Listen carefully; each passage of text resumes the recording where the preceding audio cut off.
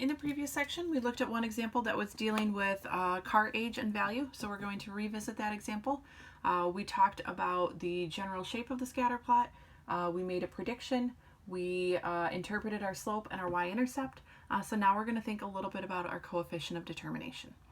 So we're given in this case, or we could look up using a table or something along those lines, but just to make it nice and easy, we're given that our correlation coefficient is negative 0.778.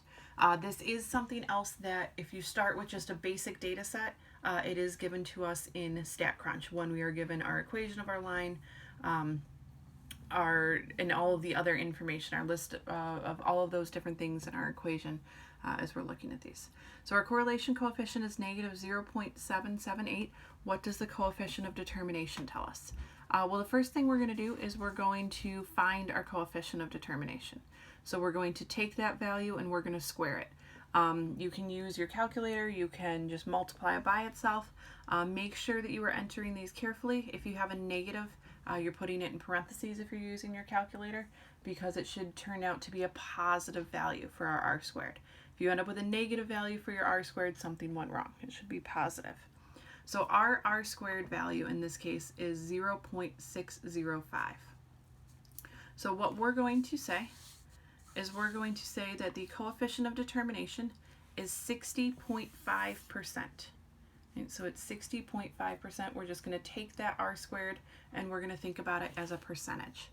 Right? And going back to the previous page, again, our percents are going to be between 0% and 100%. And then we're going to kind of continue to answer our question based off of that percentage that we find. So car age, our x value, explains about 60.5% of the variation in car value, our y value. So x explains about 60.5% of our y value here. Our regression model, this means because it's 60.5%, right, it's not perfect. Right? Plugging the value of x into the regression line gives us an imperfect prediction about what y would be. Right? So the closer the percentage is to 100, the better prediction we're going to be. In this case, we have about 60.5%. Right? So our prediction isn't perfect. It's an imperfect prediction. So again, when we're answering these questions, we want to be looking at that percentage that we get for our r squared value. All right, we're going to look at one more example. Right. The scatter plots show the linear relationship between height versus weight. Our coefficient of determination is 0.514. And then our waist size versus weight, our coefficient of determination is 0.817. What does this tell us? So we're going to compare these two things together. So our r squared for predicting weight from height is 51.4% if we change that value to a percentage. And then our r squared for predicting weight from waist size is 81.7%. So if we just simply compare these two, even without knowing our equations or anything else like that, and we can kind of see even from our picture, we can explain more variation in weights using waist size than by heights, and therefore we can make better predictions using waist size as the predictor. And our graph, right, it looks like there's a stronger correlation, so that should make sense. Right? So our coefficient of determination is directly related to our correlation coefficient.